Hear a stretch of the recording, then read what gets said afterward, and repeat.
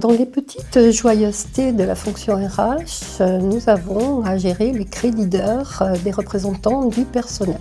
Les membres du CSE, il peut y avoir les délégués syndicaux, les représentants de sections syndicales qui bénéficient, de par la loi, de par les effectifs de l'entreprise, d'un certain nombre d'heures de délégation mensuelles qui peuvent être gérées à l'année. La particularité de ces heures de délégation, c'est que l'employeur ne peut pas les refuser et bien évidemment les responsables hiérarchiques non plus.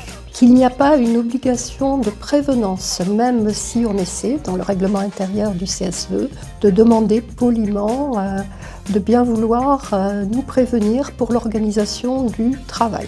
Mais il est tout à fait possible que des représentants du personnel annoncent 5 minutes à l'avance qu'ils vont partir, qu'ils vont prendre des heures de délégation.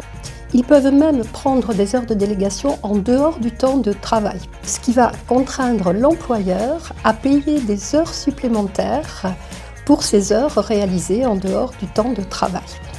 Donc certains s'offusquent, c'est parfois un petit peu compliqué, on sent bien qu'il y a parfois une petite exagération. La question qui m'est souvent posée est de savoir si l'employeur peut demander des justificatifs à cette prise d'heures supplémentaires. Alors de façon générale, nous avons une jurisprudence qui est assez claire de la Cour de cassation. La première de 1992 qui précise que l'employeur peut saisir en référé le juge de façon à ce que le salarié, le bénéficiaire de ces heures, dise comment il a utilisé ces heures. Ça, c'est la première réglementation, donc on peut avoir une précision. Et le juge en référé peut contraindre le salarié à les donner.